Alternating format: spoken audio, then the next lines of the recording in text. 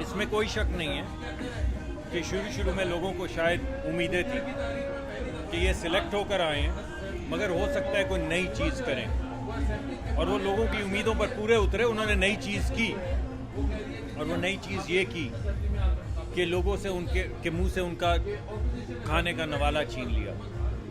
یہ پچھلے 3.5 سال میں کیا ہوا؟ 3.5 سال کو چھوڑیں، یہ پچھلے 1 سال میں کیا ہوا ہے؟ پچھلے سال رمضان سے 5 دن پہلے گھی کا 5 کلو گرام کا ڈبہ جو تھا وہ 800 روپے کا تھا.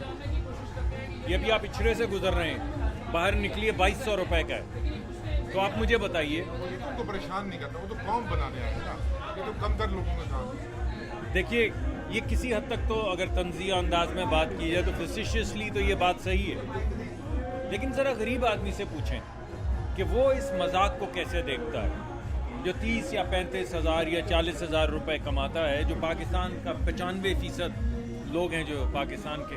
ذرا ان سے پوچھیں کہ یہ مذاق ان پہ کتنا گراں گزرتا ہے جب وزیر اعظم کہتے ہیں کہ میں ادھر چینی روٹی آٹا سستا کرنے آیا تھا، میں تو مدینہ کی ریاست بنانے آیا تھا. ابھی ایک سروے آیا ہے جس میں یہ کہا گیا کہ 74% پاکستانی، یعنی ہر 4 میں سے 3 پاکستانی، ان کی جو ماہانہ آمدن ہے ان میں وہ اپنے گھر کا خرچہ پورا نہیں کر سکتے. اب آپ اس ماں کے متعلق سوچئے 18 تاریخ یا 22 تاریخ یا 16 تاریخ کو جس کے پاس پیسے ختم ہو جاتے ہیں اور وہ در بدر اپنے بچوں کے لیے کھانا تلاش کر رہی ہوتی ہے. یا اس باپ کا پتہ کے متعلق سوچیں جس کی آنکھوں کی حیا جاتی ہے جب وہ اپنے کسی دوست سے، کسی رشتہ دار سے 22 تاریخ کو یا 24 تاریخ کو پیسے مانگ رہا ہوتا ہے. اس خاندان کا درد سمجھیں جو اگر دوائی لے آئے تو بچوں کو اسکول نہ بھیج سکے، بچوں کو اسکول بھیج دے تو 3 وقت کا کھانا نہ کھا سکے، 3 وقت کا کھانا اگر کھانے کی کوشش کرے تو بجلی کٹ جائے.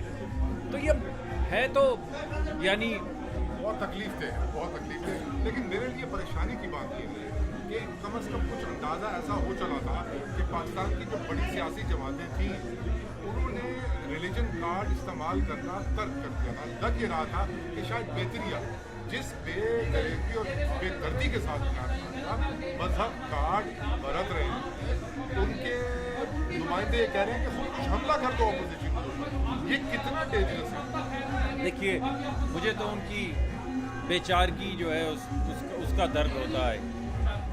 وہ کیا کریں؟ معیشت کے متعلق تو آپ نے اور میں نے بات کر ہی لی. خارجہ پالیسی پہ کرنا چاہتے ہیں، یعنی خارجہ پالیسی ہمارے ملک کی وہ کہتے ہیں انڈیپینڈنٹ ہے. کیا انڈیپینڈنٹ ہے؟ امریکہ ہمارا دشمن، یورپ ہمارا دشمن، نیٹو ہمارا دشمن، چین جو ہے وہ فرنٹ کمپنیاں بناتا ہے میاں صاحبان کے لیے.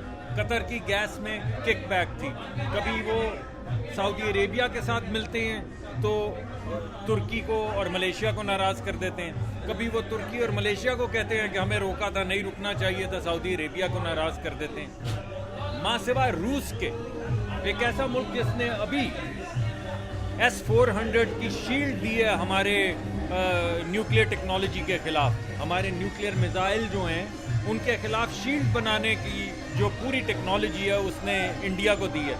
اور ہم ان کے ساتھ کندھے سے کندھا جوڑ کے کھڑے ہیں اور ہم یہ کہہ رہے ہیں ہماری انڈیپینڈنٹ پالیسی ہے.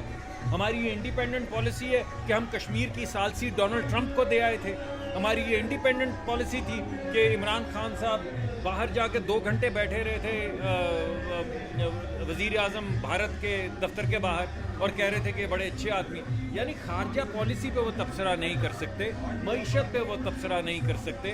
سماجی حالت جس طرح ہم گالی گلوچ کر رہے ہیں، جو زبان وہ سخت کلامی کر رہے ہیں، جو ہمارے بچوں کو پیغام ٹیلی ویژن پہ آ کے ان کے جو منسٹرز ہیں وہ جو الفاظ اور القابات دیتے ہیں، یا جس طرح وہ خود کھڑے ہو کے لوگوں کا نام بگاڑتے ہیں.